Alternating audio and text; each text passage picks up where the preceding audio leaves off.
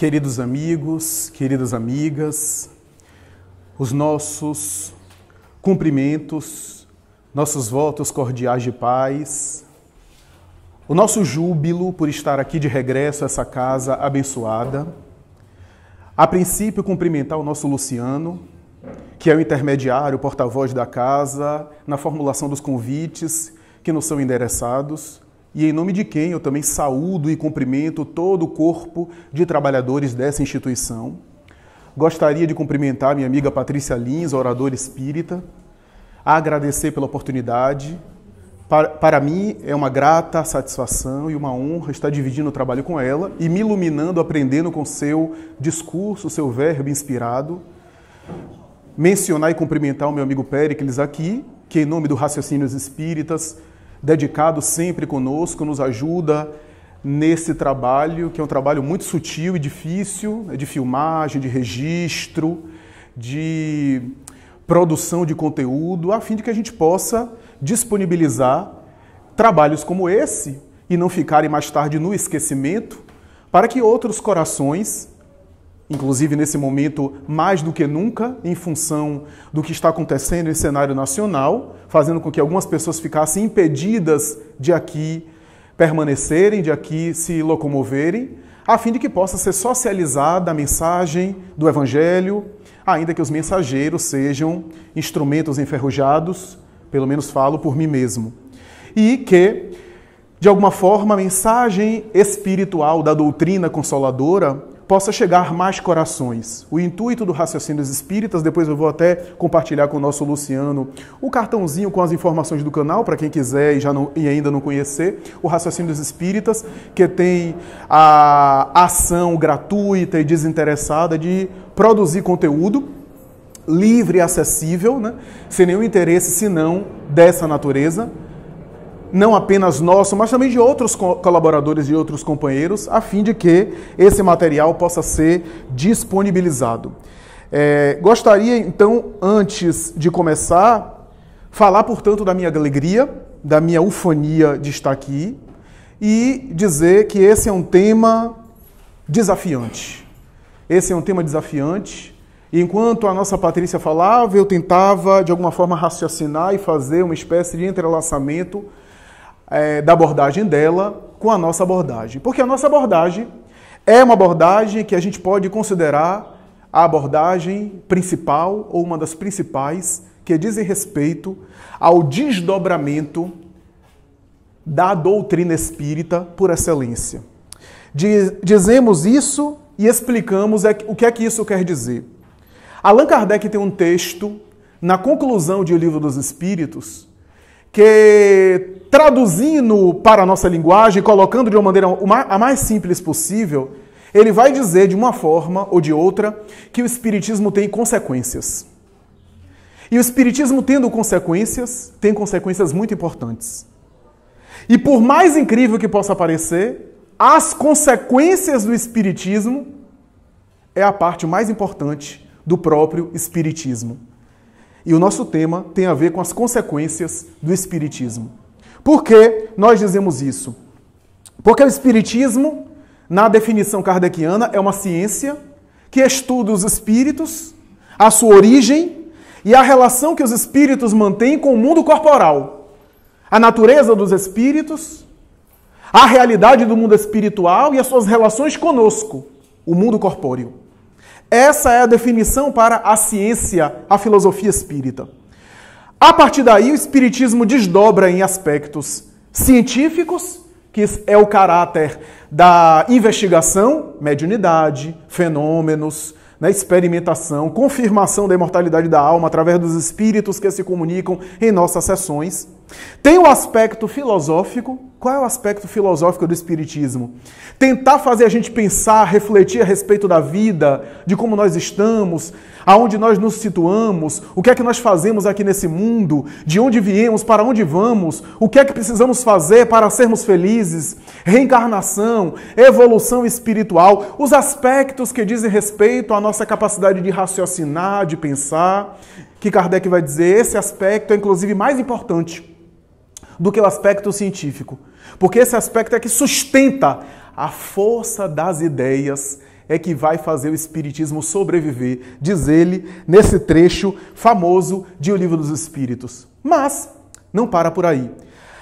O Espiritismo tem consequências. O aspecto filosófico fala e nos convida a refletir a respeito da existência, a respeito do quanto o mundo espiritual se relaciona conosco, a respeito do que é que a gente faz aqui na Terra, o que é preciso para a gente ser mais feliz nesse mundo. São esses aspectos que nos questionam, nos tiram da zona de conforto, nos fazem pensar, nos fazem raciocinar, nos fazem questionar a respeito da nossa vida, da nossa condução na Terra. Mas essas não são as consequências. Eu vou até resumir. Essa não é a consequência principal do Espiritismo. Quando Kardec estuda essa questão em O Livro dos Espíritos e estabelece que o Espiritismo tem uma consequência, a consequência diz respeito ao aspecto ético-moral da doutrina espírita. E o aspecto ético-moral da doutrina espírita tem a ver com o desdobramento, o desenrolar da tese espírita. Qual é a tese espírita? Por excelência, a imortalidade da alma. A confirmação científica que a alma é imortal. A imortalidade da alma, agora vem a filosofia, abre espaço por um raciocínio lógico de que se a alma sobrevive após a morte, a alma também vivia antes do berço, portanto, não começou no nascimento, da mesma forma que não acaba com a morte. Portanto, há uma vida além da matéria. E se ela viveu antes na vida espiritual, por que não viveu antes também na vida corporal? E aí, por uma dedução lógica, Kardec faz isso na obra da codificação toda. Chegamos à reencarnação, à pluralidade dos mundos habitados, por uma consequência lógica inevitável, ao sentido de que a gente cresce, de que a gente evolui, ao sentido da comunicação com os mortos como a necessidade do indivíduo, Deus como causa primária, uma dedução também lógica, como origem das origens, como inteligência não causada, causal não causada, e, naturalmente, que não apenas a preexistência ao corpo, a sobrevivência ao túmulo, mas a continuidade dos processos, as consequências, porque isso quem fala são os próprios espíritos. Aqueles que morreram voltam e falam como estão após o túmulo. Ou seja, as consequências do estilo de vida que se manteve aqui após a morte. Isso são, portanto, os elementos filosóficos, mas qual é a consequência do Espiritismo que eu me refiro aqui como consequência ético-moral? A sua dimensão religiosa, se a gente quiser assim chamar, a sua dimensão ética. Kardec vai dizer que o Espiritismo tem uma consequência. E essa consequência diz respeito ao melhoramento pessoal da criatura. Todas as teses espíritas, todas as teorias que envolvem a doutrina espírita, no seu aspecto científico e filosófico, só vão alcançar o apogeu e o máximo porque tem na consequência moral a sua culminância. De outra forma, é no aspecto moral que o Espiritismo se preenche, porque do contrário seria uma ciência que ficaria apenas investigando, como era o caso da parapsicologia do passado. Seria uma filosofia de gabinete, apenas de discutir, de conversar, de perquirir, de refletir sobre a vida e não teria utilidade nem para a vida das pessoas como coletivo, nem para o indivíduo de maneira individual, de maneira singular. O Espiritismo só tem essa força por conta da sua consequência. Ou seja, a consequência da doutrina espírita é a parte mais importante da própria doutrina espírita. E a sua consequência é quando toca na capacidade de regenerar, de mudar, de modificar as criaturas humanas.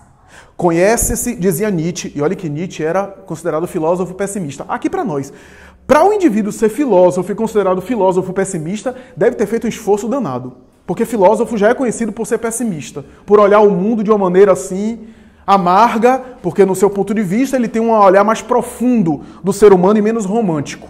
Então, aí a gente já vê que ele deve ter caprichado para ser chamado entre os filósofos de filósofo pessimista. E apesar disso, ele costumava dizer o seguinte: mede-se a grandeza de uma ideia Mede-se a grandeza da ideia pela força que essa ideia provoca naqueles que as defendem, pela resistência daqueles que abraçam e que seguem adiante, pelo ideal que sensibiliza os idealistas. Como é que eu consigo medir, avaliar a grandeza de uma filosofia, a grandeza de uma ideologia, se não pelas consequências na conduta das pessoas?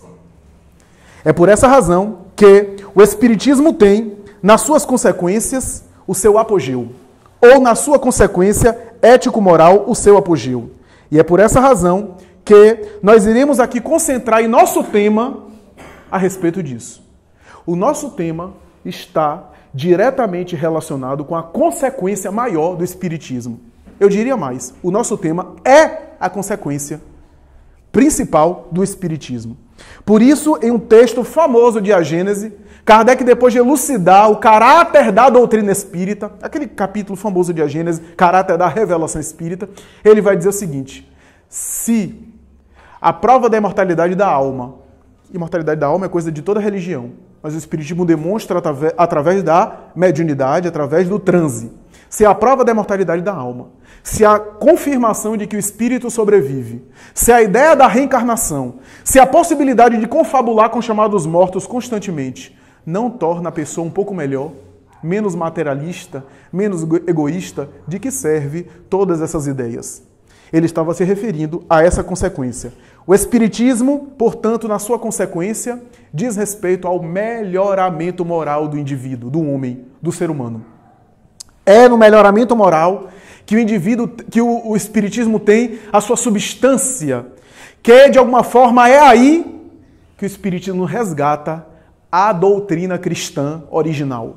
Porque no movimento cristão original, inclusive eles não tinham a quantidade de informação e de conhecimento que a gente tem, mas era forte porque o movimento cristão original enfrentou os maiores obstáculos e permaneceu com o mesmo tipo de conduta. Em que pese os ataques da mentalidade romana com seu panteão mitológico dos deuses, que não se identificava, em que pese a intolerância de Israel e a cultura judaica, o movimento cristão fez propaganda e se tornou tão conhecido por conta do sacrifício, do suor e até o sangue dos idealistas iniciais. Isso é, pelo melhoramento moral que gerou naquele grupo de pessoas analfabetas em sua maioria, desprestigiadas, sem nenhuma importância nem política, nem financeira, nem cultural da época, mas a maior propaganda foi o sacrifício que eles fizeram. Tanto é que tem um historiador famoso, atual, contemporâneo, que ele costuma dizer: ou aquele povo do cristianismo era muito doido, porque aceitar morrer devorado por leões, açoitado até a morte, tocados fogo, incendiados. E Emmanuel vai dizer algo que talvez nem a história preservou. Emmanuel ilustra em Ave Cristo detalhes ainda mais horrendos. Panelas de água fervente e cristãos sendo jogados ali dentro.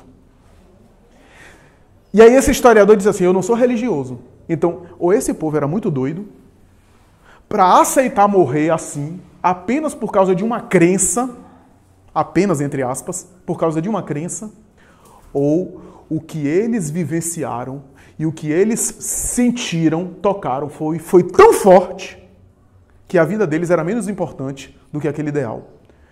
Porque eram homens, mas eram também mulheres, crianças e idosos, na sua grande maioria. O melhoramento moral da humanidade. Porque as palavras podem ser muito bem colocadas. A palavra pode ser também um conjunto de arte, a retórica, a oratória, o discurso. Nós aqui, como palestrantes, podemos organizar um discurso muito bonito. E pode sair belo e artístico. Porque a palavra pode ser treinada também. Tem técnica para melhorar a comunicação. Mas o discurso do exemplo. Recentemente eu fiz uma palestra que eu falava sobre a mensagem que Chico Xavier não psicografou, que foi a sua vida. Foi melhor do que toda a mensagem que ele psicografou. E olha que a obra de Chico não é brincadeira. Mas a maior mensagem de Chico Xavier não foi psicografada, que foi a vida que ele colocou. Porque tudo aquilo que estava no livro, nos livros de Chico, nas suas 412 obras, ele viveu. E nem todo médium viveu assim. Médiuns como ele, já houve. Alguns que faziam fenômenos espantosos, mas não conseguiram sensibilizar as pessoas para uma vida melhor, como ele conseguiu.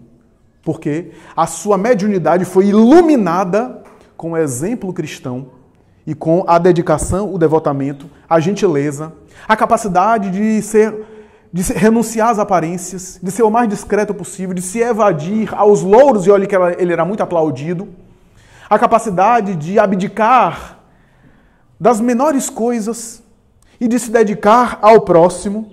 Portanto, o aspecto mais importante da doutrina espírita, o seu escopo moral, é o que a gente chama de melhoramento moral, ou, conforme nosso tema, o crescimento. Crescimento íntimo. As nomenclaturas são muito variadas. E eu já vou aqui compartilhar uma reflexão que eu nunca consegui compartilhar, e eu consegui organizar agora, Luciano, nessa madrugada para cá, pensando a respeito dessa palestra. Consegui organizar de uma maneira clara, para não parecer uma espécie de implicância, a respeito do termo reforma íntima. Porque o termo reforma íntima é o termo mais conhecido entre nós espíritas. Eu não tenho nada contra. A princípio, não tenho nada contra. Até porque os espíritos dizem que pouco importam as palavras desde que a gente se entenda. Desde que a gente se entenda, os espíritos nobres pouca importância dão às palavras. Ou seja, as palavras são importantes, mas são pouco importantes. Não é que não seja importante, porque as palavras servem para a gente nos entender. Desde que a gente se entenda, vá lá. O problema que eu tenho com a reforma íntima é porque reforma...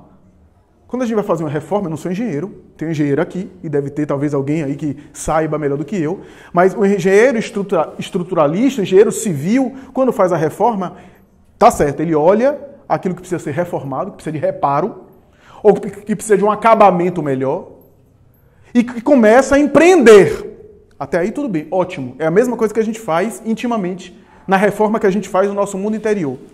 O problema é que as reformas da engenharia têm um prazo determinado e têm um fim.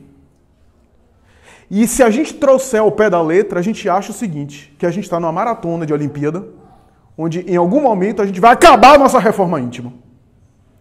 E a nossa reforma íntima, eu não sei se essa notícia vai desanimar muita gente, mas não tem fim. A nossa reforma íntima é para além dessa encarnação.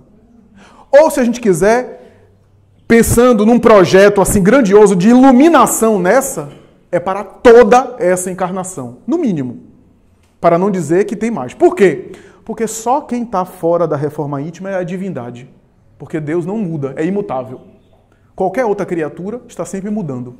E reforma íntima, para mim, o reformar dá uma ideia boa de que precisa de reparo. Mas para mim, como todas as palavras são imperfeitas, para mim há uma imperfeição de achar que a gente já vai apenas fazer um reparo e depois está ótimo, ó, tinindo. A reforma íntima é um crescimento íntimo. E o crescimento nunca para. Porque do contrário, a gente vai ficar esperando acabar a reforma para ficar bem. E aí entra no martírio íntimo, como diz o nosso tema.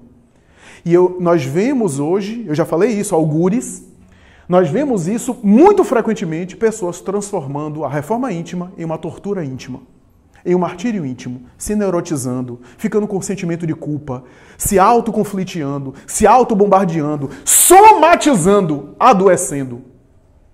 Por conta dos equívocos, por conta das experiências fracassadas, que nos ensinam que é uma bênção, porque nos ensinam a fazer melhor as experiências fracassadas. O problema do equívoco é o indivíduo que passa a página sem refletir na aprendizagem do equívoco e fica repetindo a experiência. Mas o equívoco, quando me ensina, eu nunca mais vou repetir isso.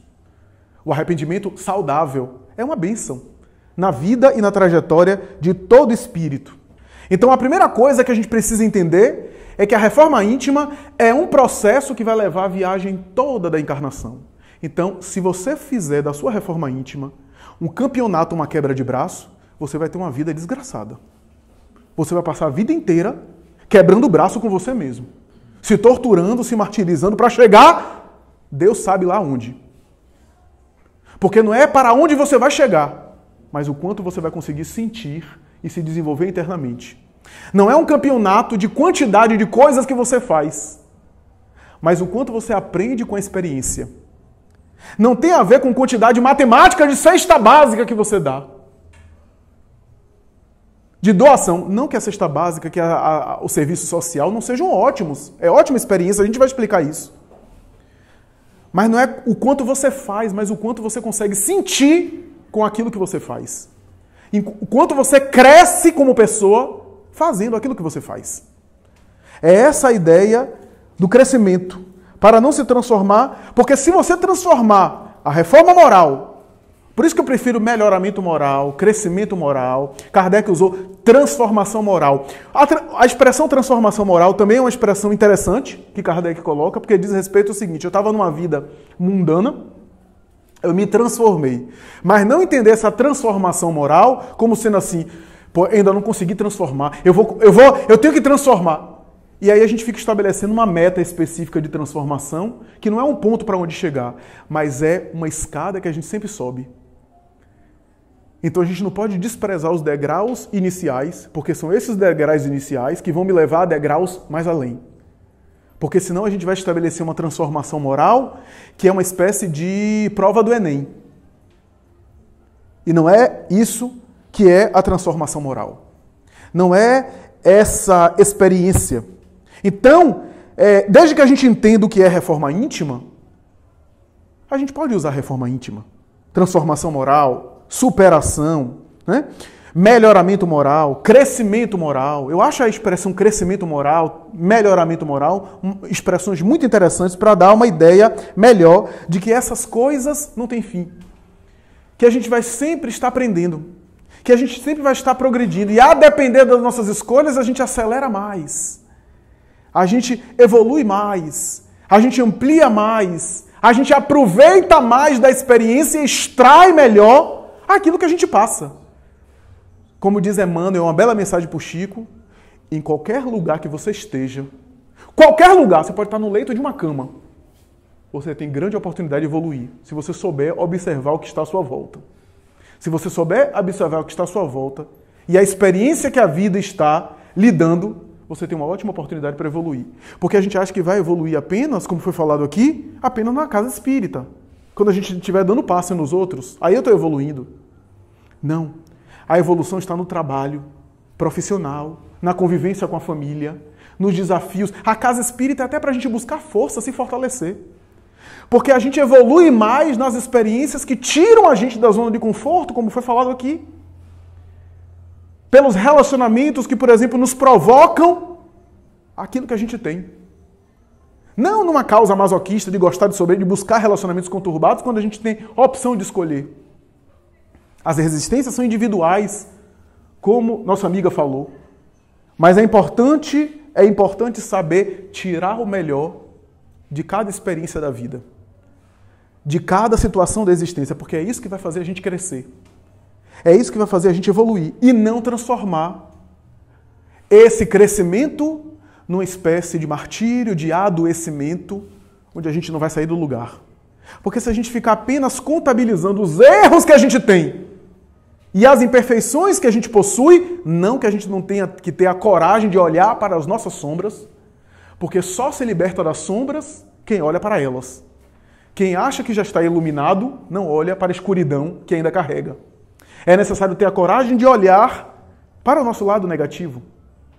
Ter a coragem e honestidade de perceber aonde eu preciso ainda me iluminar.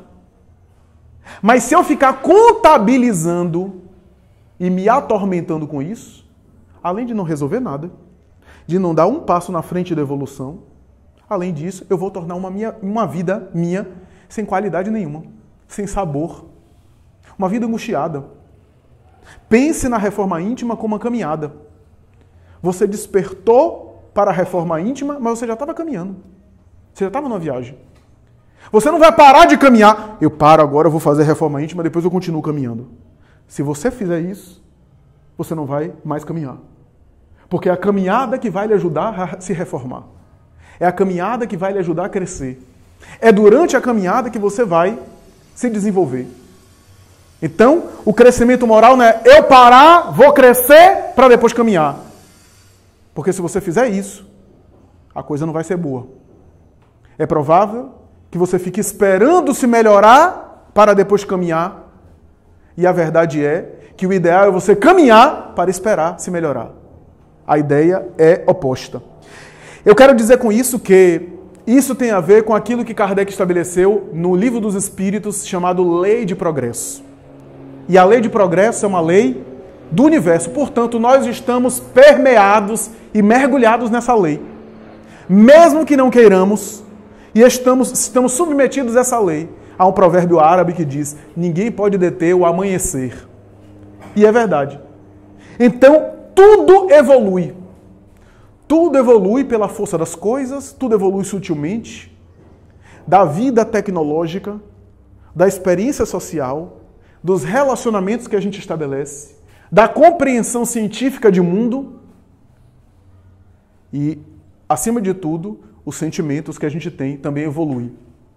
Só que há uma diferença entre evoluir pelas experiências do dia a dia e pela força das coisas, a expressão que Kardec gosta de colocar. Ele, inclusive, usa essa expressão para falar dos animais, né? Os animais evoluem pela força das coisas. E alguns seres humanos, ainda nas experiências primárias e ignorantes, parecem progredir também pela força das coisas. Isso é, pelas experiências, pelo bate-cabeça. Bate cabeça até na dor, no sofrimento, né? Nas experiências malogradas, a pessoa despertar, ou a pessoa concluir. É uma forma de evoluir? É, mas não é a ideal. Evoluir fazendo mal, ou evoluir fazendo tanto mal que a pessoa se cansa de fazer o mal. Evolui assim, evolui. Até aqueles que estão no mal, praticando o mal, estão evoluindo. Porque nós achamos que eles estão ficando mais maus. Não, eles já tinham essa carga. Só que à medida que ele vai experimentando o mal e vai experimentando o choque da consciência, ele vai se saturando, vai se cansando do mal. E uma hora ele desperta e fica maduro. Amadurece, mesmo que não seja em uma encarnação. Mesmo que seja na velhice no final da vida, para mais tarde ele fazer o caminho de volta. Mas ninguém quer evoluir assim. Porque evoluir dessa forma é dar passos muito devagar. É repetir experiências, é repetir de ano na escola, é ser reprovado várias vezes. O aluno que é reprovado, ele repete a experiência porque não conseguiu o aprendizado almejado. Mas não é o mesmo aluno do ano passado. Ainda que ele seja reprovado, ele volta no ano seguinte, internamente um pouco diferente. Até pela experiência do ano repetido. Ainda que ele tenha faltado das aulas todas, né? Ficado fora. Enfim. Mas já é uma pessoa que aprendeu alguma coisa com a vida. Ainda que precise ser reprovado. Mas ninguém quer evoluir assim. Essa evolução não é uma evolução melhor. Não é uma evolução mais inteligente. Porque se alguém quer evoluir assim, se alguém acha que isso é interessante, pense, por exemplo, você, quando vai aprender a tocar música. Em vez de você contratar um professor de piano para te ajudar, você aprende sozinho. Veja se é melhor. Batendo cabeça. Pode aprender? Pode, mas é mais difícil. É melhor ter um instrutor. É melhor ter um modelo. É melhor ter um orientador. É melhor ter um exemplo. Então, no caso das manifestações morais e espirituais, nós temos o exemplo que é o Cristo. Jesus é a referência não pela pessoa apenas, mas por tudo aquilo que ele representa em forma de ensinamento. Que, aliás, a pessoa de Jesus e os ensinamentos de Jesus é uma coisa só. Porque o Evangelho é a vida dele vivida e ensinada. Mas ele próprio disse isso. Tem uma passagem curiosa no Evangelho que ele vai dizer: até João Batista, o reino dos céus foi tomado pela violência e pelo assalto. O que é que isso quer dizer? Em nossa forma de entender, que até João Batista, simbolizado aí na figura dele, que a partir de João Batista ele inaugura uma nova era, até João Batista, a experiência do acesso às verdades espirituais era batendo cabeça. Era na lei de causa e efeito apenas, nas provas e expiações. Ele estava dizendo que ele inaugurava uma nova forma de evoluir, que era através do amor que cobre a multidão de pecados. Ou, se quisermos, da evolução consciente. É quando eu percebo que eu tenho uma dimensão emocional que eu preciso trabalhar. Porque o progresso moral, o crescimento que Allan Kardec fala, que o Espiritismo fala, moral é dos sentimentos. É como eu educo, como eu disciplino, como eu trabalho os meus sentimentos. Essa é a evolução consciente. Não é uma tarefa fácil. Não é uma tarefa simples, é até simples de ser compreendida. Todos nós aqui, se estamos um pouco concentrados, estamos entendendo o que a gente está falando. Porque é simples de ser compreendida, mas é profunda de ser vivenciada. Porque é um trabalho que tem detalhes, que tem sutileza, que exige de nós observação, análise, avaliação, meditação. Não precisa ser nem alfabetizado, não precisa de cultura acadêmica para isso. Não precisa de cultura científica, não precisa ser doutor. Mas precisa exercitar a avaliação, a meditação, estudar a si mesmo. Como diz Joana de Ângeles em Celeiro de Bênçãos. Estudar-se. Estudar e estudar-se. Então, tem a ver com isso. E o primeiro passo desse crescimento já não é fácil. Porque o primeiro passo é o passo de, primeiro, se conscientizar. Aonde eu estou? Em que momento eu me encontro? Em que ponto eu estou do meu crescimento? Se definir já não é uma coisa fácil, porque a gente tende a se enganar a respeito de si mesmo.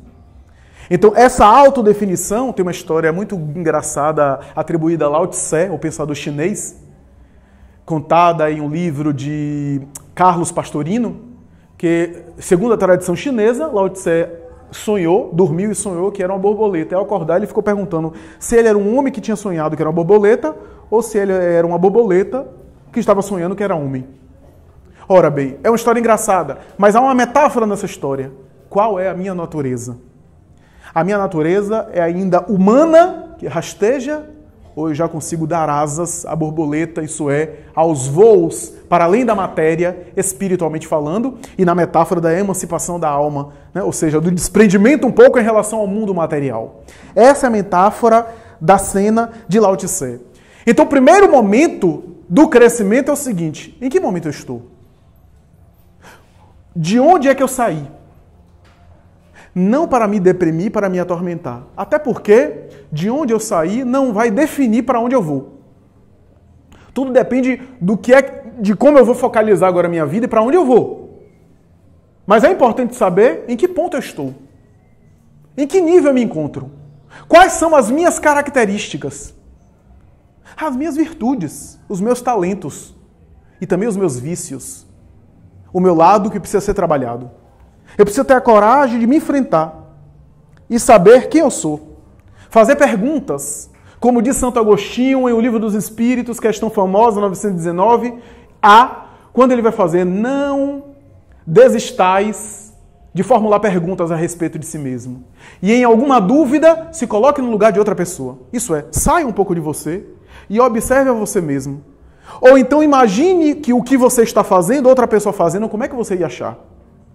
O que é que você ia achar se uma pessoa fizesse o que você faz? Você ia achar bonito, positivo ou negativo? Essa avaliação você precisa fazer. Porque se você achar negativo na outra pessoa, não pode ser positivo em você. Se você acha que o seu comportamento na outra pessoa é um comportamento negativo, não pode ser um comportamento bom só porque você faz. Porque não há dois pesos e duas medidas. Essa avaliação precisa ser feita. Para quê? O autoconhecimento é de aceitação das virtudes e vícios. Aceite. Quando você começa a descobrir quem você é, o ideal é aceitar o lado positivo, as suas conquistas e o lado negativo. Sem necessariamente se orgulhar das coisas boas que você já conquistou. Poxa, começou o máximo. Nem também deprimir por aquilo que ainda não está tão bom assim. Olhar, aceitar, porque só se melhora quem primeiro se aceita. Só muda aquilo que eu sei que existe. Só transforma aquilo que eu já me conscientizei que de fato é. Eu, ciumento, imagine de forma nenhuma, eu só sou cuidadoso. Só tenho cuidado assim, né? Porque o objeto dos meus afetos, as pessoas também não podem ficar em cima. É só uma questão de zelo. Aí a pessoa fica adorando a pílula para os outros, mas está se enganando a si mesma. E enquanto ela faz isso, ela não melhora a sua baixa autoestima. Porque ciúme é falta de autoestima. É achar que é sempre inferior aos outros. Então, aquela pessoa que está comigo, outra pessoa é melhor que eu e vai tomar de mim. No fundo, é um complexo de inferioridade. Então, nós temos essa ideia. Inveja de maneira nenhuma. Eu não invejo. Mas assim, eu fico um pouco mal, eu sofro um pouco com o sucesso dos outros. Mas isso é um sentimento normal? Ora, e aí a gente vai tornando normal, ou melhor, tornando saudável aquilo que saudável não é. E enquanto eu faço isso, não há problema para os outros e para as minhas relações. O problema está em que enquanto eu faço isso, eu não melhoro naquilo que eu preciso melhorar. Não precisa necessariamente você mostrar para os outros as suas feridas, nem as suas virtudes, porque não interessa para os outros. Você mostrar suas feridas e as suas virtudes não vai tornar você melhor só por isso, porque você está mostrando. O importante é você tratá-las, mostrando ou não, exibindo-as ou não. Então isso é importante, porque autoconhecimento, eu vou falar uma coisa que também foi fruto de insight essa madrugada. Veja que madrugada o negócio rende, né? Porque eu tenho figura de 3 anos. Então, quando eu começo a pensar alguma coisa, ele quer montar em cima de mim. Então, eu fico um pouco obsidiado com aquela coisa, né? Quer puxar pra cá, quer puxar pra lá, papai pra cá, papai pra lá. E a gente fica um pouco... As mulheres conseguem fazer isso com mais facilidade e pensar várias coisas ao mesmo tempo. Mas os homens são unifocal, né? Então, eu espero ele dormir para tentar pensar sobre essas coisas. Autoconhecimento é ato de humildade. No fundo, é ato de humildade. Por quê? Porque é necessário... A humildade não é eu ficar dizendo que eu não sou nada, que eu sou um rato, que eu não presto. Isso é autodepreciamento. E aqui para nós, algumas pessoas fazem isso e são verdadeiramente humildes. Chico Xavier fazia isso. Ele dizia, eu não sou nada, eu sou uma grama. Quando uma grama morre, nasce outra. Não tem nenhuma importância. Mas ele falava com tanta sinceridade porque ele se sentia realmente assim. Agora, tem muita coisa, principalmente no meio religioso, no passado era muito comum na Idade Média, né? As pessoas se autoflagelarem, se dizerem que não prestavam, que era uma pessoa imunda, etc. E às vezes não é humildade.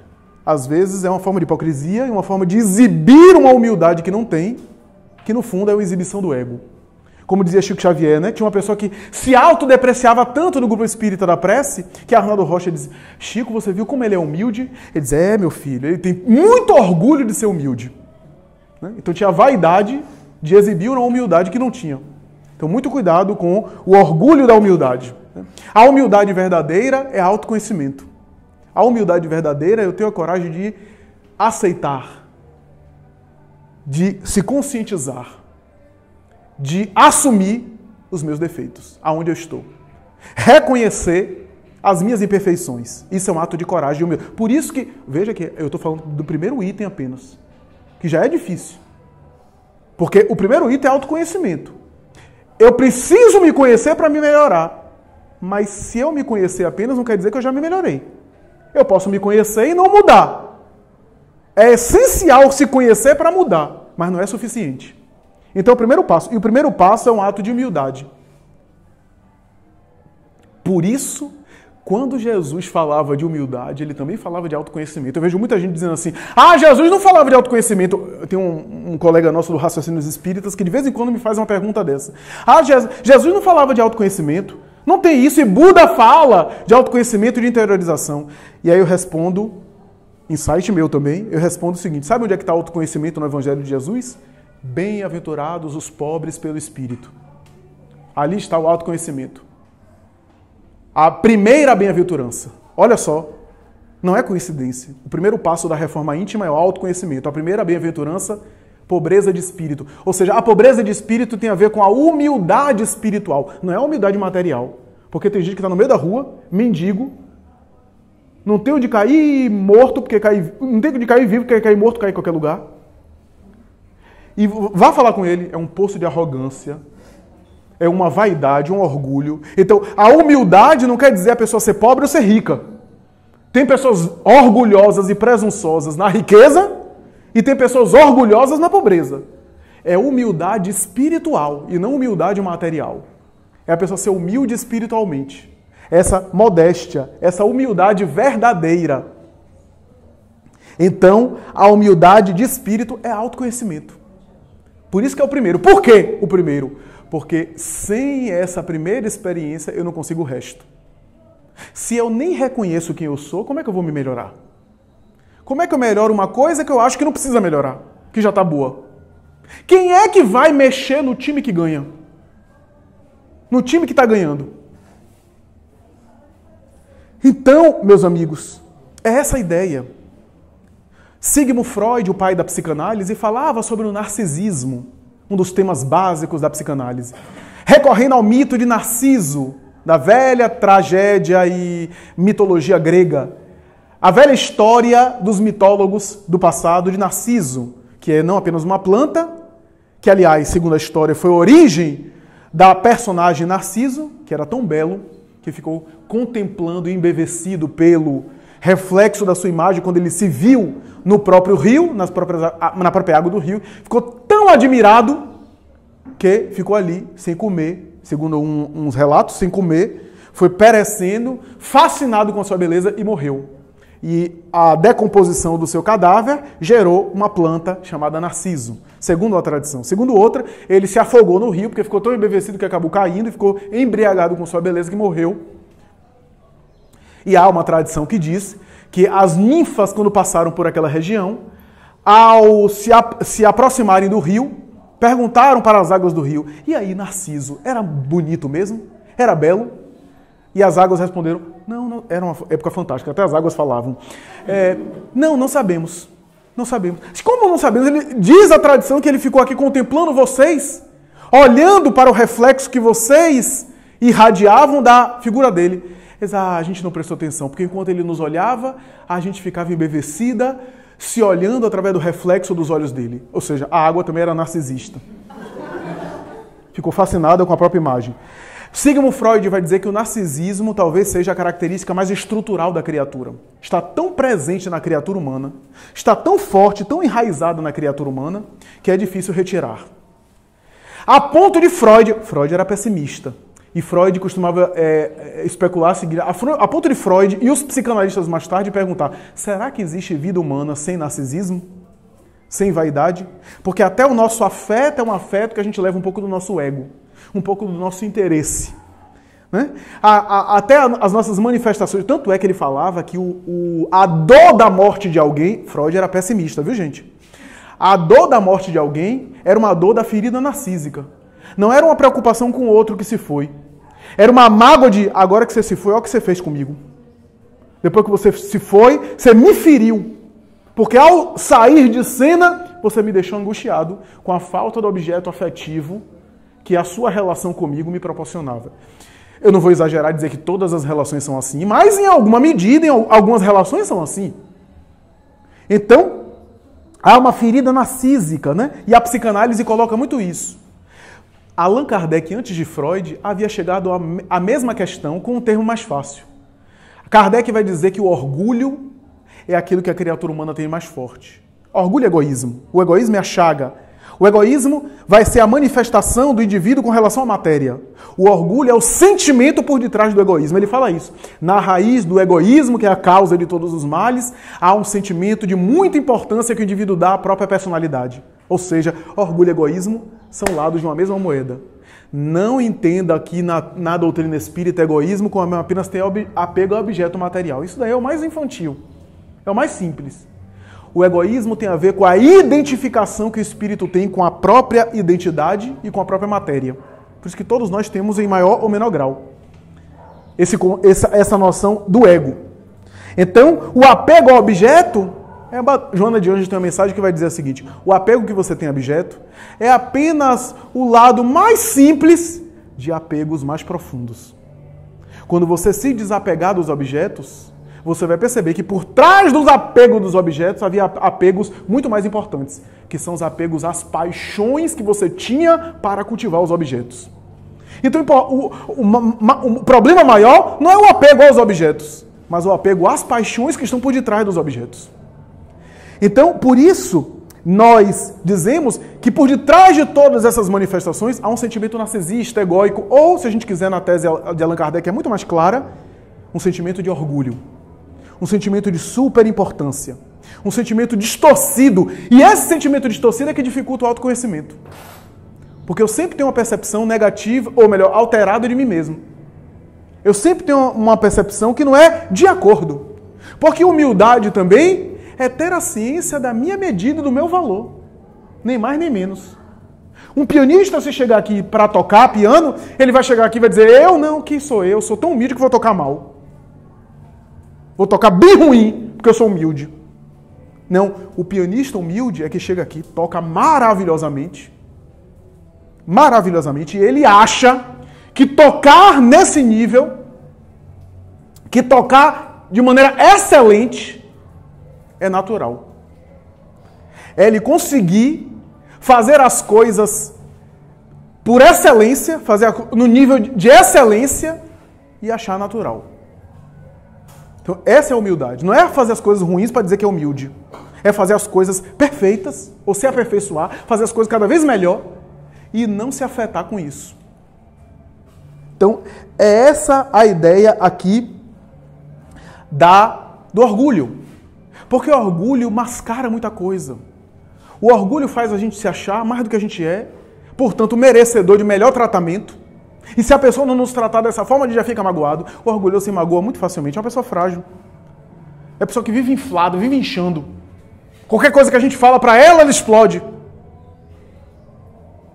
Eu já contei, vale a pena, só para descontrair, uma terapeuta britânica, a doutora Lerner, que ela costumava dizer isso nas obras dela, que às vezes, quando ela percebia um paciente com muito complexo de superioridade, com muito narcisismo enraizado, ela receitava laxante para o paciente. Uma semana para a próxima sessão.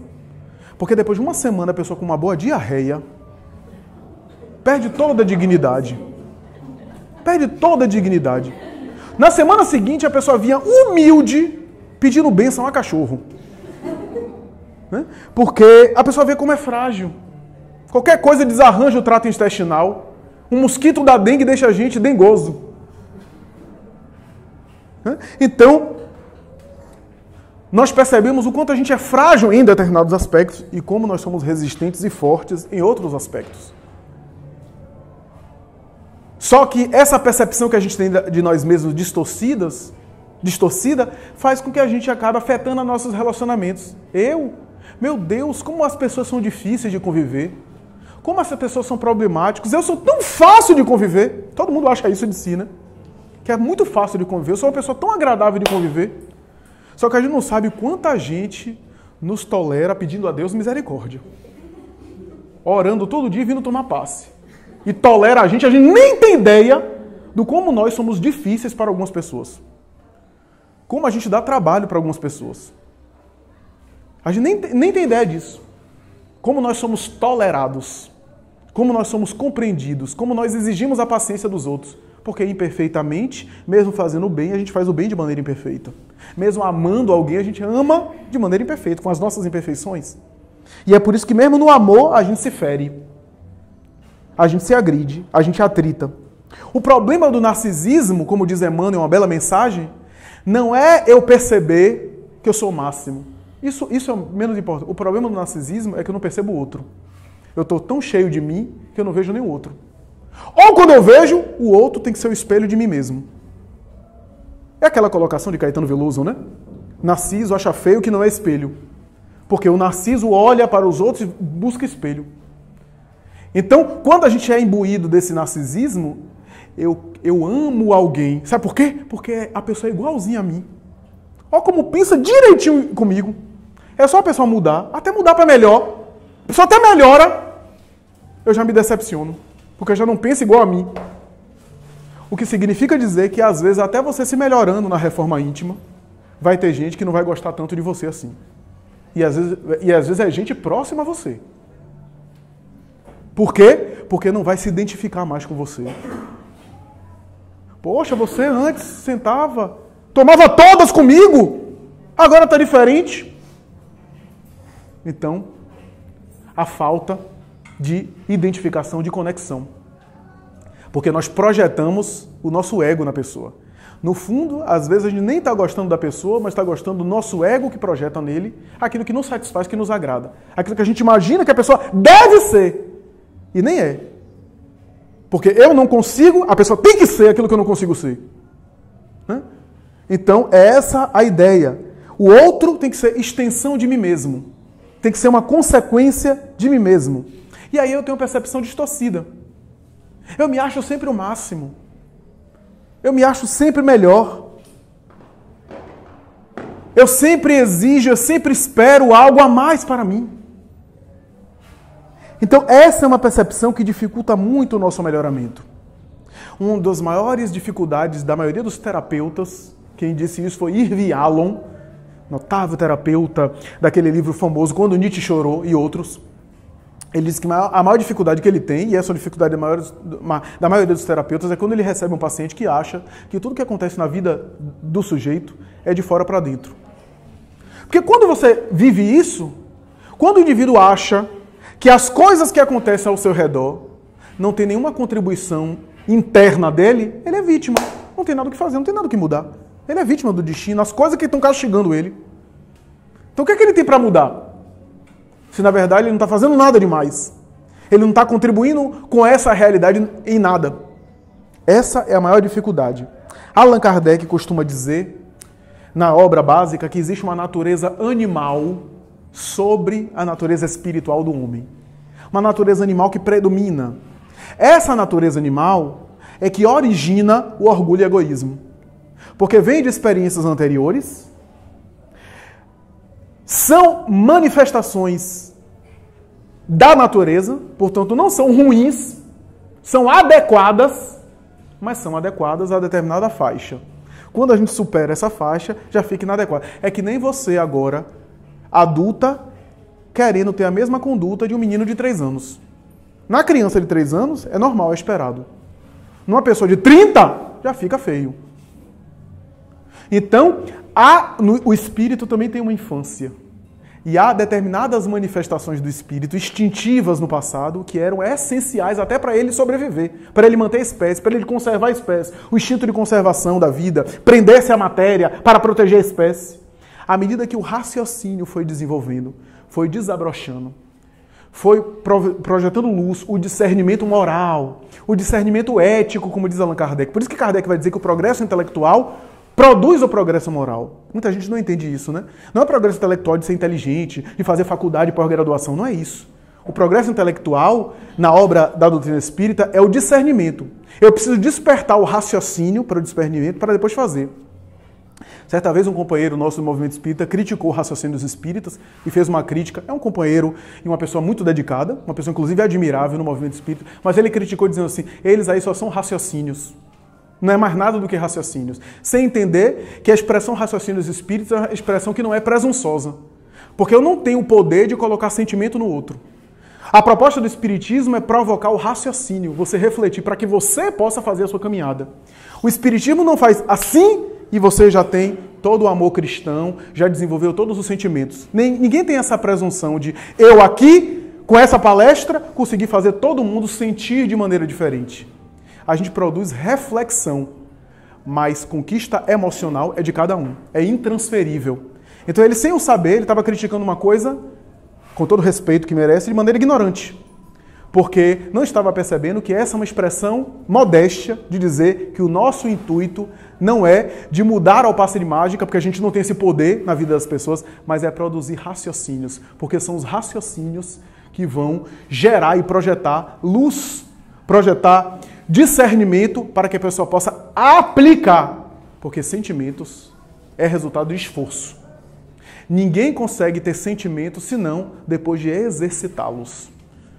Então, é interessante a gente pensar isso, que o espírito, ao chegar na fase racional, ao raciocinar, ele começa a transformar aqueles instintos que eram adequados naquela fase em novas expressões, porque agora são inadequados daquela maneira. O que significa dizer que os sentimentos que você vai desenvolver são filhos dos instintos. Aliás, quem diz isso é Lázaro, em O Evangelho segundo o Espiritismo. No princípio tem instinto, depois tem sensação, uma coisa vai puxando a outra. O que é isso? É a outra lição do crescimento íntimo. Você não deve desprezar as conquistas atuais. O que você consolidou. Ainda que seja bizarro, ainda que você tenha sentimentos estranhos, são essas conquistas que fez você estar aqui agora, como você está, e são elas que vão possibilitar você se transformar em algo ainda melhor. Porque é um espírito de sequência. É um espírito de sequência. O medo e o pavor vão gerar mais tarde a prudência e a lucidez. O fanatismo religioso vai ser direcionado mais tarde para uma dedicação e uma persistência no ideal de maneira equilibrada. A carência sexual e a volúpia na sensualidade vão mais tarde gerar o amor amadurecido, nobre, equilibrado, que vai além do desejo carnal. São as mesmas expressões infantis que vão sendo amadurecidas. O processo de crescimento não é você sufocar o que você tem para criar outra coisa. O processo de crescimento é de transformação do que você já tem. Por isso que Emmanuel vai dizer na obra Vida e Sexo, nenhuma tendência viciosa será destruída, será transformada. Tudo que se elabora em sentimentos superiores vai ser consolidado a partir de situações e conquistas mais primárias, com que o espírito se aproveita da matéria-prima. Então, isso é importante a gente perceber. É importante a gente entender. Por isso, a mensagem que Chico Xavier psicografou certa vez na obra A Vida Escreve é emblemática de um episódio especial da vida de Bezerra de Menezes, que eu já contei. A mensagem se chama A Sutil Diferença. Eu já contei várias vezes ao longo do ano passado e desse ano. A mensagem fala de um diálogo que Bezerra de Menezes teve na Federação Espírita Brasileira, na época que Frederico Júnior estava encarnado, o maior médium do Brasil na época, um médium de transe sonambúlico, né? E uma entidade obsessora das mais cruéis se manifestava e dialogava com o famoso médico dos pobres. E em determinado momento, o Dr. Bezerra conversava com essa entidade, que era uma espécie de chefe de falange das trevas, e o Dr. Bezerra, com aquele carinho, com aquela autoridade moral envolvendo o espírito, até que em determinado momento a entidade diz assim: olha, eu vou lhe dizer uma coisa para você. Eu examino vocês. Eu avalio a sua conduta. A conduta de todos vocês. Eu estudo e acompanho vocês. Até porque vocês comem, bebem, dormem. Eu tenho 24 horas. Eu tenho vantagem na frente de vocês para ficar acompanhando.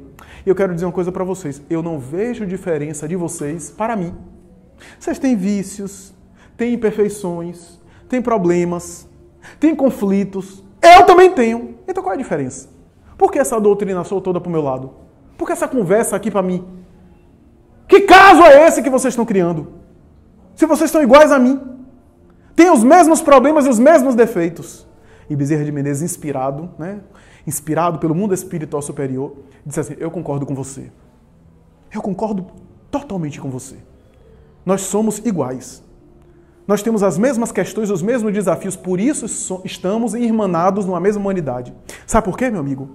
Do contrário, seriam anjos a falar com você.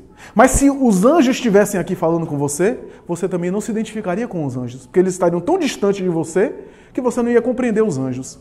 Deus ajuda a criatura através de outra criatura igual. Só que há uma diferença que você se esqueceu de falar. Espírito, que diferença? Não tem diferença nenhuma. Há uma sutil diferença. E essa sutil diferença faz toda a diferença. Sabe qual é? É que eu tenho orgulho, tenho egoísmo, tenho inveja, tenho ciúme, tenho tendências viciosas, tenho problemas. Você também tem. Só que eu estou batalhando para sair delas. E você está focalizado em se manter nelas. Essa é a diferença. Essa é a diferença do crescimento íntimo. O crescimento íntimo tem essa diferença. Para onde o seu olhar está voltado. Você tem imperfeições? Não tem problema. O rei solar começou no estábulo de animais, não era nem de seres humanos. Talvez para dizer que a nossa herança é animal para hominal, né? Que a origem é animal para hominal. Porque o estábulo onde ele nasceu era de animais. E era o governador espiritual da terra. Numa cidade desconsiderada, Belém, era desconsiderada. Mas não importa a origem, importa para onde você vai. E para onde você quer ir. Essa é a questão. Para onde você quer ir. Então, a diferença é, para onde é que você quer focalizar? Você tem defeitos? Não tem problema. Você está errando? Não tem problema. O problema é você estar errando sem estar se trabalhando para melhorar. Se você está se trabalhando para melhorar e cai, você está no caminho certo. Agora, se você está caindo e errando sem se trabalhar para melhorar, aí temos um problema. Porque uma coisa é errar servindo. Outra coisa é errar sem servir. Porque aí é focalizar no erro. Aí é alimentar a nossa sombra. O crescimento moral tem termômetros. E um deles, para mim, é aquilo que mais chama atenção e é aquilo que Jesus disse no seu evangelho. Reconhece-se a árvore pelo fruto. Ou a cada um segundo suas obras. Kardec também focaliza nisso em toda a obra da codificação. O que é que Kardec focaliza? Na sua conduta moral. Que tipo de postura você tem com os outros? O seu comportamento. Isso é o mais claro que a gente pode... É o termômetro melhor, é a régua melhor. É a régua maior. Não é suficiente, mas é a régua melhor. Porque através da sua conduta você mostra um pouco do que você é. É suficiente para você se compreender totalmente? Não. Sabe por quê? Porque se você for examinar, você vai ver que nós temos ainda um processo moral um pouco bizarro, um pouco estranho. Porque a gente tem momentos de angelitude e temos momentos que, se for gravado no YouTube, a gente vai ter vergonha. Nós temos momentos de grande elevação e temos momentos que a gente queria apagar. Todos nós temos essas contradições. O ser humano ainda é muito contraditório nessa fase evolutiva. Então, a conduta moral é um termômetro, é um indício. Mas eu vou aprofundar. Que está embutido na mensagem de Jesus e na doutrina espírita. Qual é o desdobramento dessa conduta? Se a minha conduta moral me diz como eu sou, a minha conduta moral constante me diz mais ainda como eu sou. E onde é que eu vejo essa conduta moral constante? Na convivência. Na convivência íntima, eu apresento mais quem eu sou. Porque aqueles aspectos mais fixados em mim é que se apresentam na convivência íntima. Porque no dia a dia, eu apresento muitas vezes aquilo que eu estou me esforçando para ser. Que já é parte de mim, porque se eu estou me esforçando para ser e eu estou conseguindo praticar, em parte eu já tenho aquilo. Mas aquilo não é o total. Então, por exemplo, aqui mesmo, que o povo me vê uma vez ou duas vezes por ano, então é fácil eu ser agradável. Mas será que eu me mantenho agradável assim o tempo todo em casa? É melhor não comentar, porque aí é falta de caridade com vocês, né?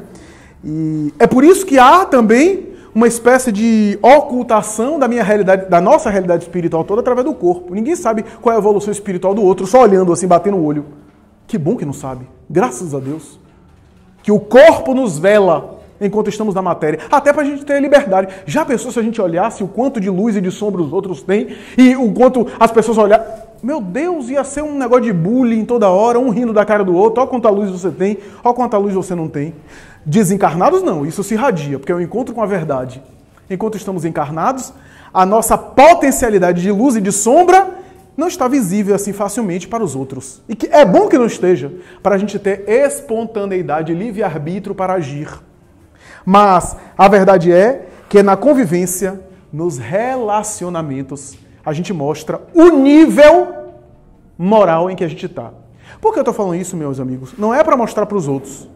Ou não é para os outros perceberem em que nível a gente está. Para a gente se perceber. Como é que eu me comporto na convivência? Quanto mais íntima a relação, mais a gente se mostra. Mais a gente se apresenta. E quando eu digo isso, nas virtudes também. Quanta gente conhece coisas boas que a gente tem que nem todo mundo conhece. Na intimidade. E quantas coisas também sombrias que a gente tem que ninguém sabe e que na convivência mais próxima aparece. Porque na convivência íntima tem isso. Tem isso. Então, nos relacionamentos mais próximos, nós temos essa capacidade de se atritar mais, de se mostrar mais. Por isso, essa ideia, né, de que a pessoa não trata bem ou não é educada. Dormiu comigo, foi?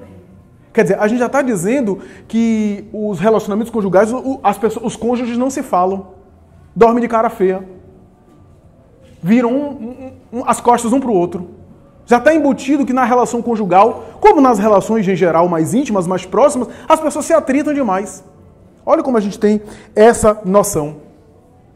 A verdade é que se a gente se fere na proximidade, se a gente se fere, mesmo que a pessoa seja um anjo de candura, só vai haver um relacionamento perfeito quando um for o espírito perfeito e o outro também. Haroldo Dutra Dias tem uma palestra que ele fala isso, né? Ele fala o seguinte: se você encontrar um espírito perfeito por aí, deixa a pessoa em paz. Não vai levar problema para a pessoa, não. Não vai querer namorar e casar com a pessoa, não. Porque vai ser problema para ela e para você.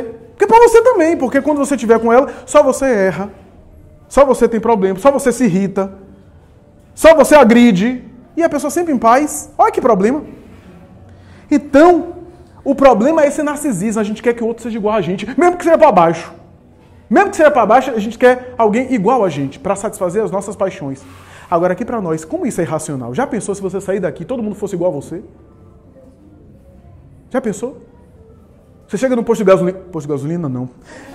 Você chega no ônibus, o motorista é igualzinho a você. O cobrador também. Os passageiros, todo mundo igualzinho a você. Você chega no trabalho, o seu chefe é sua cara. Olha que coisa. Sua cara fisicamente, sua cara no jeito. Na forma de se comportar. Deus ama a diversidade. Porque na diversidade existe uma unidade por detrás. A diversidade na aparência, do ponto de vista material, e uma unidade no resultado das diversidades, que fazem um conjunto harmônico. Então, é interessante a gente pensar nisso. E é por isso que nessas relações, olha já puxando uma das virtudes mais importantes do Evangelho, a tolerância. Porque na tolerância, a tolerância, meus amigos, a gente fala em tolerância, a gente faz, não, compreendo o outro, releve, porque o outro tem problema. Tolerância é saúde mental para você. Tolerância não é bom para o outro. Porque às vezes você vai passar a vida inteira e o outro não vai mudar. Mas tolerância é saúde mental para você. Sabe por quê? Porque se você ficar implicando até como o outro bota o copo para beber na hora do café da manhã, você vai enlouquecer e vai enlouquecer o outro. Se você for procurar corrigir seu filho, fazendo uma lista de todos os defeitos do filho e ficar numa lavagem cerebral em cima dele, você vai adoecer. E vai adoecer o outro também. E a convivência vai ser insuportável. Tolerância é saúde mental para você. Porque é você que vai ficar bem. Porque tolerância também vai fazer você não apenas ter uma convivência agradável, ser ameno com o outro, porque você precisa também de tolerância. Você faz muita coisa errada também, sem nem saber. Então a tolerância vai nos ajudar, inclusive na reforma íntima, no melhoramento moral, na convivência.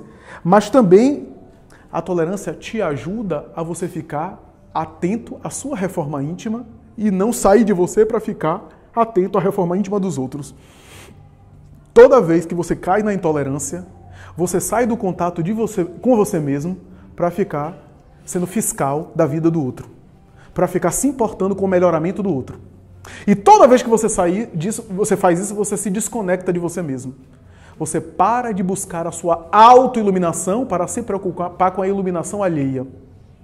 E iluminar os outros é impossível. Nem o Cristo fez isso. O Cristo, até com a sua presença, sensibilizava e chamava, mas a pessoa tinha que segui-lo.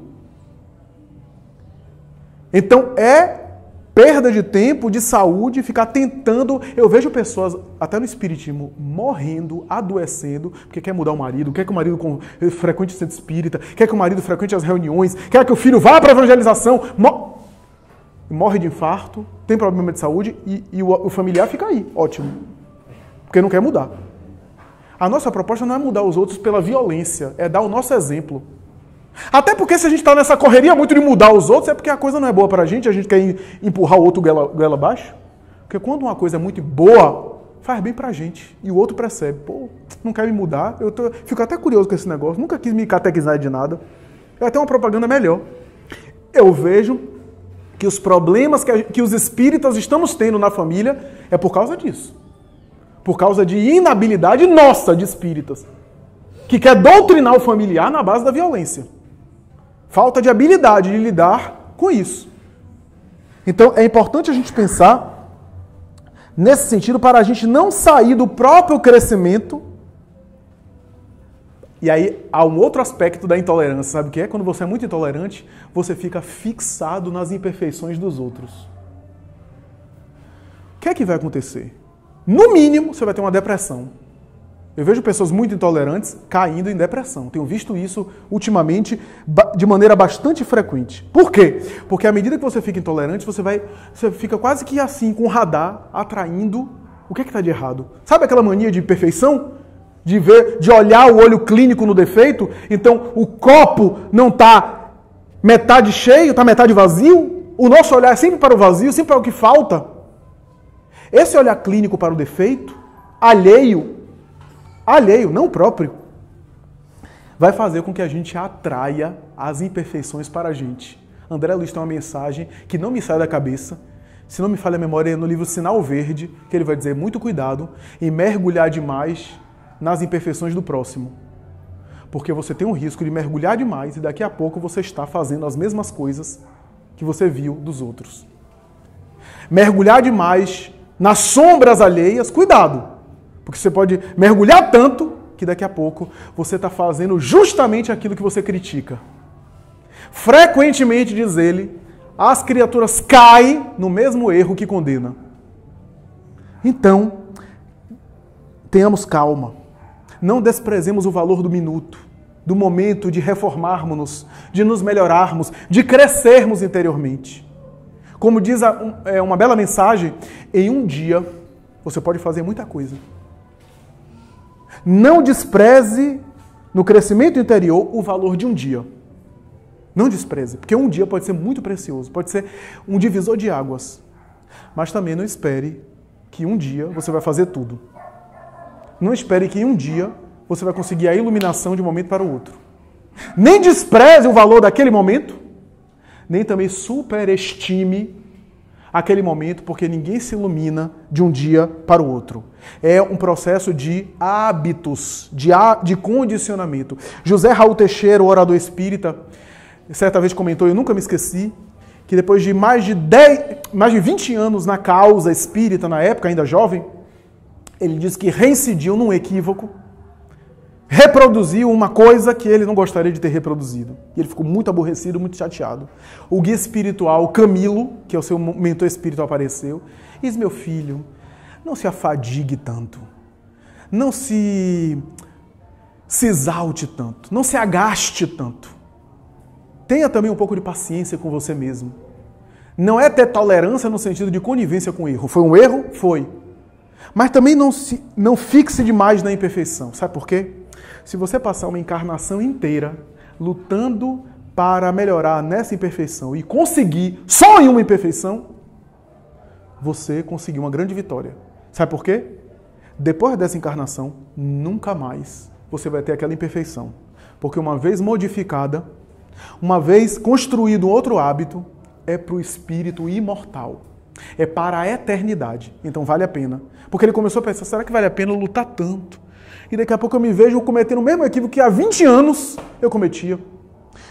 Mas na história de Raul, há uma questão ainda mais sutil que passa despercebido. Sabe qual é? É que você não deve também ficar se neurotizando. Será que eu já superei? Será que aquela irritabilidade que eu tinha lá há 10 anos, que agora depois de 10 anos sem me irritar com ninguém, estou quase um Santo Isildinho, será que eu ainda tenho impaciência? Você não deve se preocupar com isso. Sabe por quê? Porque às vezes você ainda tem, só que não apareceu. Só que não se manifestou. E você vai ficar se neurotizando com isso? Não. Você vai continuar atento e vigilante em relação à sua conduta. Se você está treinando a paciência, ainda que não tenha totalmente superado, você está fazendo tratamento. Crescimento íntimo é uma terapia. Entenda como terapêutico. Você está se tratando o tempo todo. É um tratamento da alma. É uma UTI. Você está em unidade de terapia intensiva. Você pode ter recaído a qualquer momento.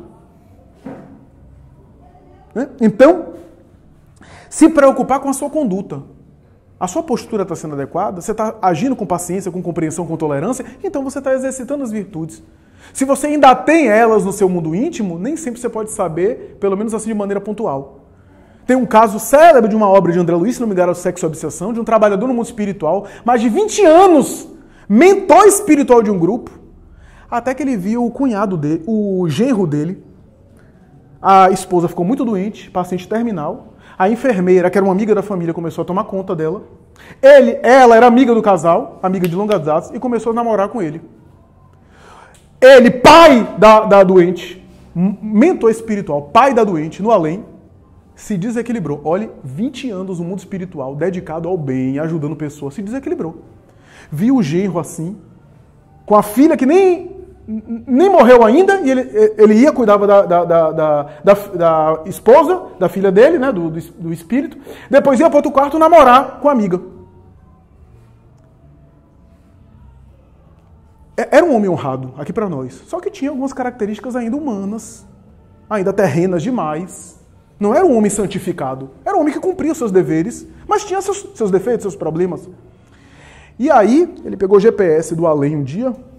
GPS do além é um negócio fantástico, né? Localiza mesmo, é melhor que o Waze.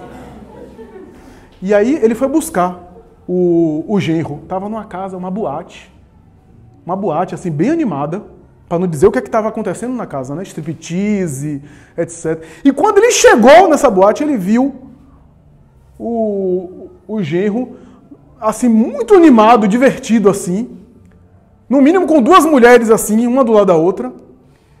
Ele se desequilibrou tanto que ele foi para dar murro. Ele começou a dar soco. Desencarnado. Desequilibrou. Teve que um mentor espiritual acima dele, da hierarquia dele, disse: calma, meu filho, o que é isso? Você está aqui para ajudar. O nosso irmão também precisa de ajuda. Você está desequilibrado. O que é isso? Ele ainda tem as características humanas dele. O que é isso? 20 anos trabalhando como trabalhador do bem, respeitado no além, mas não havia sido testado naquele problema. Então a gente não sabe quando é que a gente vai ser testado. O ideal é a gente estar se conduzindo bem. Para quando a gente ser testado, aí sim vai ser o termômetro. Há um momento de Paulo Estevão que Paulo percebe que havia se superado a si mesmo. Foi o primeiro êxtase, como diz Emmanuel e Paulo Estevão. Foi aquele momento que ele entra em Jerusalém. Paulo tinha um temperamento que, aqui para nós, né? Era um cavalo brabo. Né? Ninguém dizia desaforo para ele, que ele dizia duas. Né? Era um temperamento orgulhoso, forte. Ele entrou em Jerusalém depois de toda uma saga de anos. E quando o indivíduo agredia, Emmanuel diz, vinha um ímpeto, porque era um homem velho, vinha um ímpeto, mas ele tentava domar, era orgulhoso. Teve um dia que ele percebeu que havia se transformado. Ele entrou em Jerusalém, foi pregar para os irmãos. Ele tinha tanto sonho em voltar a Jerusalém para pregar. Em Jerusalém o negócio era barra pesada. Cercaram, fecharam o sinédrio, pegaram as pedras para matá-lo e começaram a apedrejá-lo. Era pedra de tudo que é lado. Emmanuel disse assim, Paulo de Tarso percebeu que ia morrer naquele momento. Ajoelha-se, ergue as mãos para o céu, as pedradas começam a transformar o seu rosto em uma massa deformada de sangue. Ele percebeu que em poucos minutos ia perder a consciência. Nesse momento ele percebeu que não tinha nenhuma reação. Não sentia absolutamente nada. Nesse momento ele teve um grande êxtase. E Emmanuel dizia, já havia alcançado a paz de Deus dentro dele mesmo. Havia alcançado o êxtase, havia resgatado os crimes do passado, havia encontrado uma plenitude interior. Ali ele percebeu que não tinha reação nenhuma quando ele foi testado. Mas ele não ficou a vida inteira. Será que eu ainda sou orgulhoso? Será que eu sou impaciente ainda? Será que já superei ou não superei? Não dá para saber. Porque é uma viagem. Você pegou o ônibus e está viajando. E durante a viagem você está se reformando. Você está se melhorando. O ônibus não vai parar para você se melhorar. Então é isso. Meus amigos, só para concluir, uma das coisas mais importantes da reforma íntima, que é o coroamento da reforma íntima, é o que a gente está falando, o serviço no bem. Por quê? Porque o serviço no bem vai trabalhando isso. Em vez de você parar para se melhorar e depois servir, você sirva, porque o serviço vai te melhorar e vai fazer você avançar. Só que o serviço no bem não é apenas uma atitude braçal exterior de ajudar o próximo, porque eu posso ficar, como o Divaldo Franco contou em um caso dele, ajudando os outros de mau humor. Divaldo Franco conheceu uma senhora que estava há 10 anos no centro espírita dizendo, não aguento mais os pobres. Está enchendo o centro aqui, não aguento mais, todo dia é mais um. Não aguento mais fazer a caridade. E Divaldo diz, minha filha, largue a caridade, porque a caridade está lhe fazendo mal. O senhor está me mandando esse topo, porque se você desencarnar assim, vai desencarnar mal. Vai chegar perturbado no além. Porque a caridade, quando é verdadeira, não era caridade, tinha outras coisas por detrás. Porque a caridade, quando é verdadeira, faz bem à pessoa. O bem que eu faço me faz bem. É claro que é melhor fazer o bem do que nada fazer. É claro que é melhor produzir o bem de maneira imperfeita do que nada fazer. Mas o serviço no bem é o recurso que eu tenho para evoluir, mas é o começo. Não é suficiente. Por quê? Porque eu posso fazer o bem de uma maneira interesseira. Eu posso fazer o bem para querer tirar selfie e colocar no Instagram, no Facebook. Eu posso fazer o bem para querer aparecer. É o bem. Quem está sendo beneficiado está sendo. É melhor do que não fazer nada. É o bem. mas não é o trabalho completo. Então, o serviço no bem é indispensável, ninguém evolui sem ele. Mas o serviço do bem vai alcançar o coroamento do melhoramento quando o serviço do bem está envolvido no meu coração, meu sentimento, a ponto de o bem que eu faço me faz bem. À medida que eu faço o serviço que eu faço, o serviço que eu faço me faz crescer. À medida que eu faço palestra, por exemplo, vou usar a palestra, à medida que as palestras que eu faço, faz com que eu me torne uma pessoa melhor. Porque não vai ser a quantidade de palestras, mas o que as palestras que eu fiz me fizeram. O que, durante as palestras que eu fazia, eu crescia com elas. Durante o passe que eu dei nos outros, o passe que eu dava nos outros me fez me melhorar, me crescer. Durante o atendimento fraterno, a doutrinação na mediúnica, o transe mediúnico, enquanto eu ajudava o outro, o serviço que eu fazia, esse serviço operava dentro de mim uma mudança. O serviço e a obra faziam uma obra maior, que é uma obra interior. Esse é o propósito da melhora moral. Da melhora moral. Por isso, não desestimular a ninguém. Arnaldo Rocha costumava comentar isso, né? Que no grupo espírita da prece, certa vez chegou um jovem que começou a conversar, um jovem do movimento espírita, começou a conversar com o Chico, animado, e depois saiu. E Arnaldo disse assim: Chico, o que é que ele estava comentando? O que é que o jovem queria? Ah, meu filho, ele estava dizendo aqui que queria capinar o mundo. As figuras de Chico. Queria, né, jardinar o mundo, capinar o mundo. E aí Arnaldo disse assim: e o que foi que você disse para ele? Ah, eu estava dando uma enxada para ele fazer. Ele não desestimulava ninguém, porque o bem, mesmo que de maneira imperfeita, é o bem. E é melhor crescimento do que crescimento nenhum. Crescimento, mesmo que de maneira imperfeita, do que crescimento nenhum. Tudo isso, meus amigos, passa por um querer, como diz Caetano Veloso, né? Bruta flor do querer. O poder da vontade, como a nossa Patrícia aqui colocou, de maneira fantástica. Não romantizar a melhora moral. A melhora moral não vai ser assim uma coisa assim de delícia, onde eu vou estar sempre assim no reino dos céus. Teremos dias muito difíceis. Dias que a ideia de desistir passará pela nossa cabeça.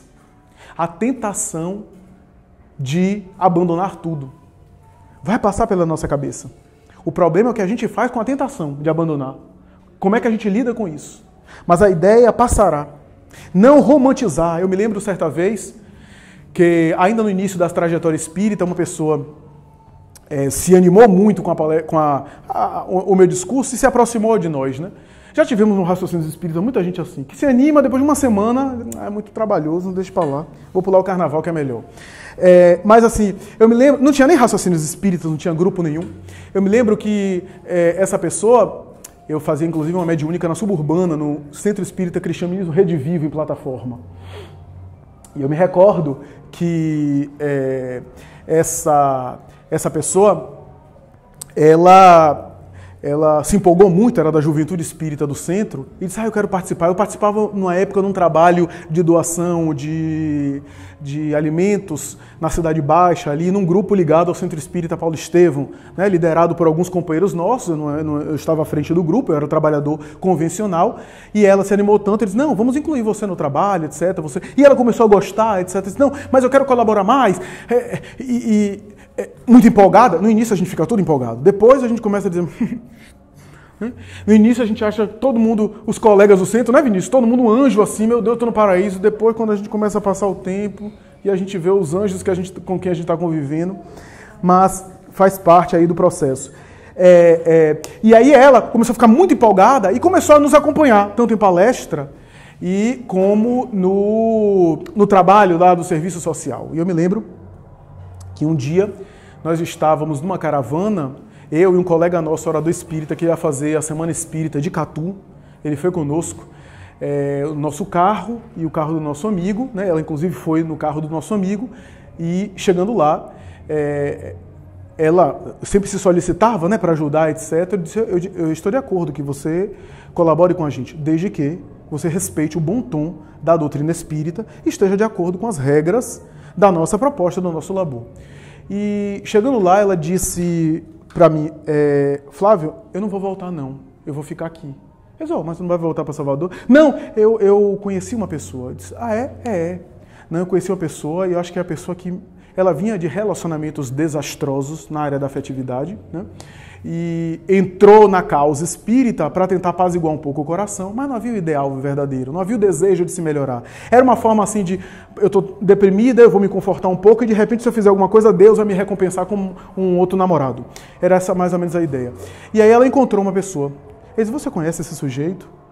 Não, eu conheci agora. Você sabe como eu sou. Eu bato e já sei mais ou menos no olhar com quem eu me identifico. Ele disse, muito bem. Então você não vai voltar com a gente? Não vou. Tudo bem, você já é maior de idade e você pode ficar. Mas me permita me dizer uma coisa. Já que você me pediu autorização para estar comigo, me permita me dizer uma coisa. Muito cuidado com esses relacionamentos tumultuados, de inopino e de encantamento imediato. Sabe por quê? Porque existem inclusive crimes passionais e muitas paixões envolvidas que você pode ser vítima. Muito cuidado com isso, porque nem sempre isso é legítimo amor. Conheça as pessoas. Quer estabelecer relacionamentos amorosos? Mas conheça de maneira não entusiasmada. Ela me parece que não absorveu nada, foi adiante. 2 anos depois, eu encontrei essa pessoa, com essa mesma criatura, totalmente transtornada aqui em Salvador.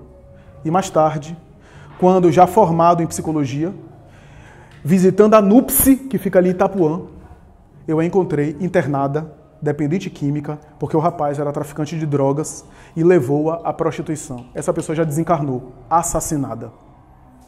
Eu fiquei pensando na oportunidade que ela teve, na experiência que ela teve, não por mim, porque eu não sou nada, mas pela mensagem e pelo ideal espírita que ela podia ali aderir. E foi caindo, e da mesma forma que o bem não tem um local onde para, o mal também não tem um buraco onde para. Sempre tem um degrau mais fundo, sempre tem um nível mais fundo. E eu percebi o como faz bem se conhecer, o como faz bem o serviço do bem, o como faz bem o crescimento íntimo. E por fim, como nós falamos, o como faz bem eu me perguntar qual é o motivo de eu fazer o que eu faço. O que me move eu servir como eu estou servindo? O que é que me faz estar aqui fazendo palestra? O que é que me faz estar na casa dando paz? O que é que me toca e o que é que me motiva a fazer o que eu faço? Porque isso vai ser o móvel essencial para a reforma íntima. O crescimento íntimo não é querer modelos, é querer ser modelo. Porque quem fica querendo modelo, depois se decepciona e sai. Fulano não é o modelo que eu esperava. Mas nunca quer ser um modelo para ninguém. É mudar a visão interior. Porque talvez daqui a 30, 40 anos, meus amigos, sua esposa, seu marido, seu filho, talvez ou não, continuará da mesma forma. Mas é você quem mudará. É a sua visão que alterará. E talvez as coisas que lhe angustiam hoje e que lhe causam tanto desconforto não lhe afetará mais futuramente. Isso é o lado bom que a reforma íntima, o crescimento íntimo promete. É difícil, exige de nós,